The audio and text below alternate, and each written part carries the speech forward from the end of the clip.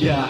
kalyandarlarda ülkeye seneler seni hatta fikir egen oturup yenlemen keydemene belirdim söygümüze koraman seni göşek etti oğurladı menen soraman görüp bilemek gözlerim kör olmasa da nerede varayım yanına sen yüreğim etmese dayardın etsin için deniz balık akmağa kime kaplarımı yaptım güç kalmadı kalkmağa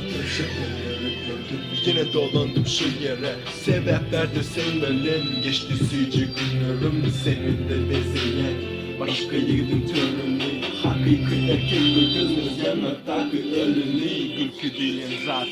köpak beni yıldırdan o görgen bu gözleri senden başkası yıldırdan o tevline sana yardım depene gel taşları yekelikte geçip var ya